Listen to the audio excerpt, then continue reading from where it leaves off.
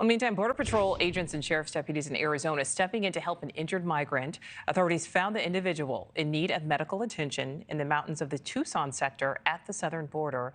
Agents provided care on scene before airlifting that person to safety. And we have some new details on human smugglers and their ever-changing methods of sneaking men, women, and children across the southern border. This summer, the Biden administration implemented some new measures to try to combat the criminal networks that move people into the U.S. illegally. But that just led smuggling rings and drug cartels to change their methods. And now the incoming Trump administration promising mass deportations and wider border crackdowns, smugglers are finding new and riskier ways to exploit the situation. So let's bring in NewsNation's Allie Bradley live for us in Del Rio, Texas. Allie, what new are you learning about these changing tactics? Yeah, hey, Nichole, you put pressure on these cartels and they're going to pivot. And what we've been seeing lately is we've been seeing dozens of people crammed into semis, but now we're seeing hundreds of them. Once again, a tactic that is old is once again new again in way of desperation. So what we're being told here is that sources say that they're actually clearing out the stash houses pretty quickly along the southern border where migrants are piling up. They're trying to move people as quickly as possible ahead of Trump's planned mass deportations.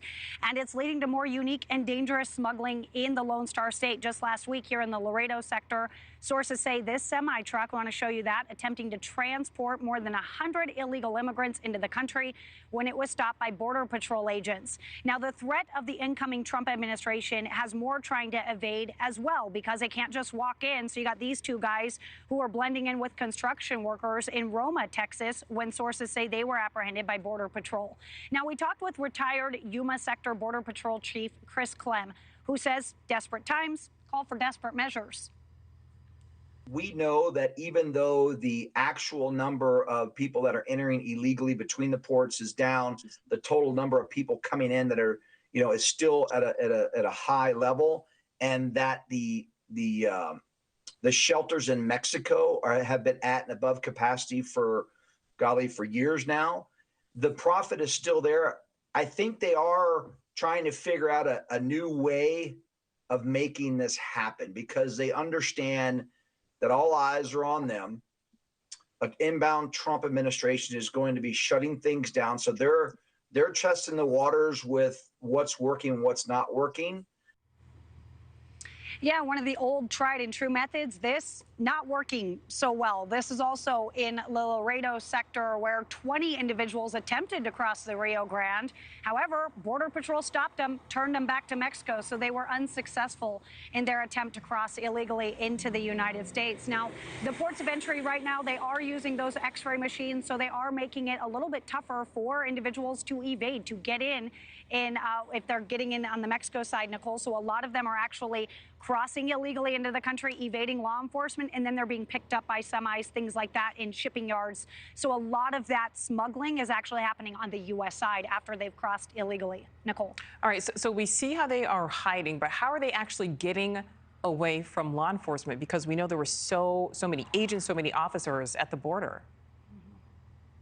Yeah, so I talked about the X-ray machines making it a little bit harder, right? The ways of getting in, a little bit more dangerous for law enforcement. Once again, look at this out of the San Diego sector where they're actually alerting agents that smugglers are using spike strips. They're literally laying out spike strips to disable Border Patrol vehicles. Now, the chief there is saying historically these tactics are used when we increase our effectiveness across the border. So like I said, you put pressure on them, they're going to have to pivot. This is one of those pivots. Now, we did report on a similar tactic being used in the Del Rio sector.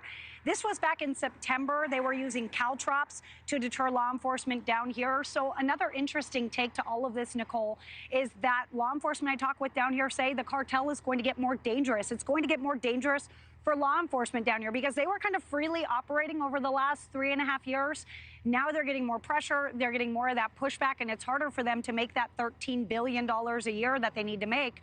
So law enforcement say they anticipate the cartel is going to get more violent. They're going to be using drones more. They're going to be throwing rocks and things like that. So they are advising Border Patrol to remain vigilant, to remain kind of on a swivel down here when it comes to law enforcement, Nichole, because things are ramping up. All right, Allie Bradley live for us there in Texas. Thank you. Thanks for watching. Go to joinnn.com to find News Nation on your screen. And don't forget to click the red subscribe button below to get more of News Nation's fact-driven, unbiased coverage.